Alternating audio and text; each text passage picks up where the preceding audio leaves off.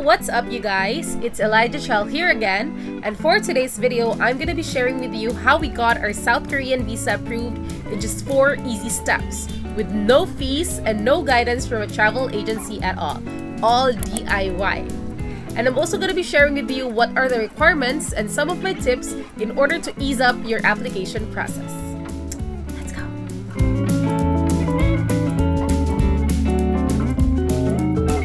Based on the info that I gathered, that unlike before, there were a lot of Korean tourist visa approvals for Filipinos, and it was so easy to get approved for one.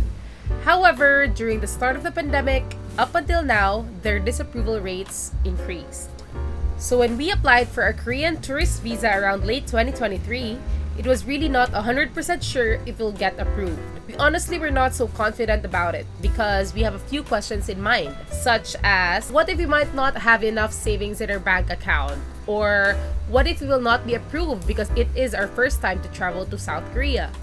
Or in my friend's case, what if she'll not get approved because she never had her travel outside of the Philippines? Well, these are just a few questions, and I'm gonna share with you our positive experience and how we overcome it. But just a disclaimer, this is based on my own personal experience only, and I'm living here in Cebu, and I applied here in the Korean Consulate here in Cebu, and this might differ for some of you who will be applying outside of Cebu, or others might be in different situations or might get different results. So here's step 1. You should know your visa type and you should prepare all your requirements. See link below for the updated list of requirements from their official website. In our case, we chose C3 for employed individuals. First, you should fill out the latest visa application form in an A4 size bond paper.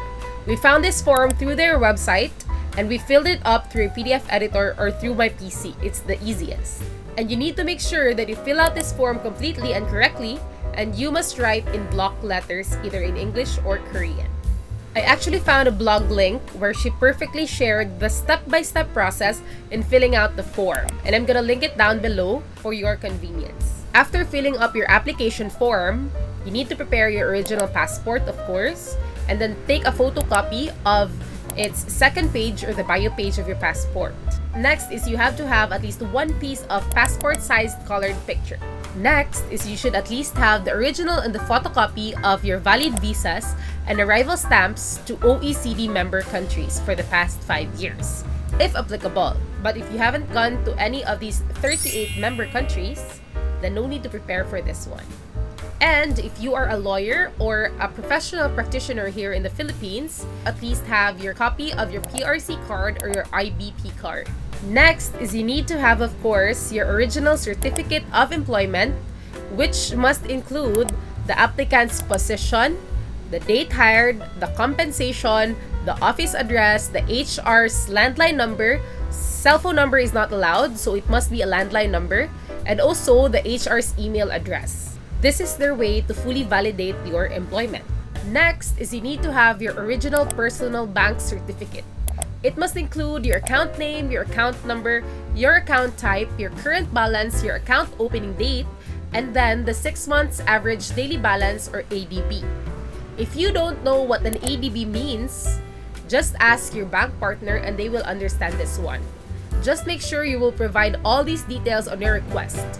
And normally, a bank certificate just costs around 200 to 300 pesos depending on which bank you are requesting it from. Next is you have to have your bank statements ready. So at least 6 months bank statement is required. So it must be original or certified true copy from the bank.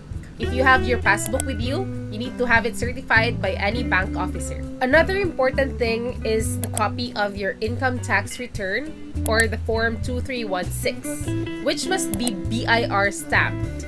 In our case, since we don't have the time to go to the BIR office and line up there to get that BIR stamped copy of our income tax return, we just attached a cover letter. And I'm gonna be showing it with you now. Ta-dang! So this is the cover letter that I made and I attached to my visa application. If you have any lacking requirements, I suggest you make this cover letter. Or if you have any items that is impossible for you to provide, make sure you explain it clearly on your cover letter. In our case, we have our ITR, but no BIR stamp yet, and we explained it thoroughly into this cover letter, just to make sure that everything is clear to the consulate. And in this cover letter, you can also include all the additional details you want the consulate to know about, which are difficult to explain. It would be best that you go straight to the point. Lastly, the visa fee. If you're getting a short-term travel visa for less than 59 days in South Korea, it is totally for free. But if you're planning to travel to South Korea for 60 to 90 days, then you need to pay at least 2,000 pesos per person. When you're all done and set with all your requirements, put them all in a folder or in an envelope. And we're going for step 2. Step 2 is you need to book an appointment online.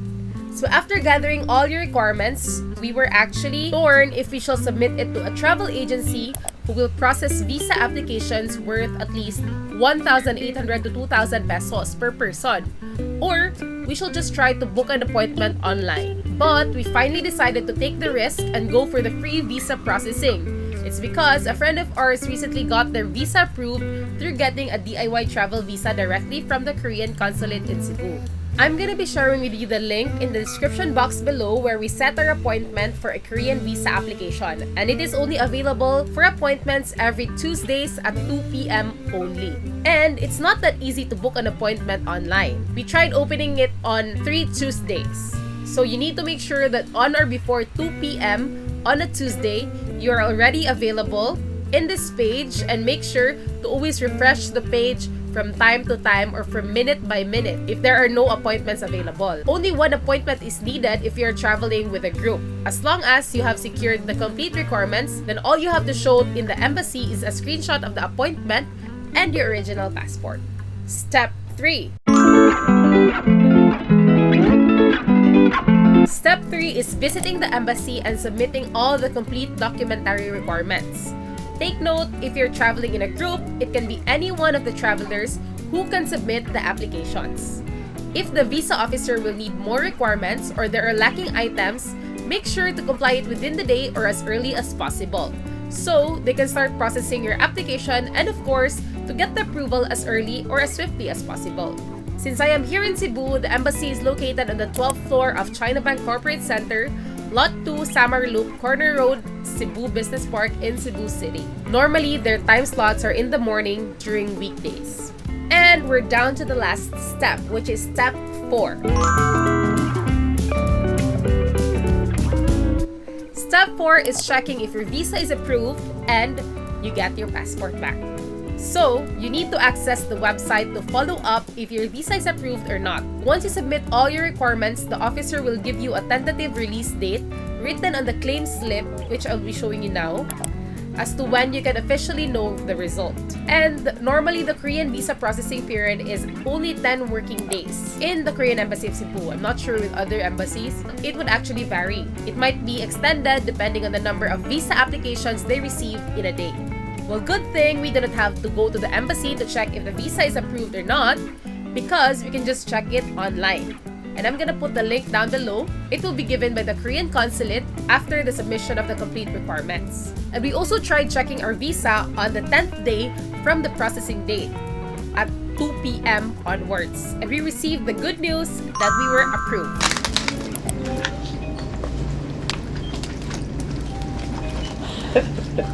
I'm having fun. Having so much fun. After that, we rushed to the Korean Consulate of Cebu and made sure we got our passports back, including the travel visa grant notice. Also note that the visa is not stamped on your passport, which means you can always print out the approval by yourself through the link that they gave. You can also get the printout from the Korean Consulate. So that's how easy it is, guys. With zero fees, no guidance from travel agencies, as long as everything is complete, and voila! You're good to meet your favorite oppas in South Korea. What's your name, sir? Yeah.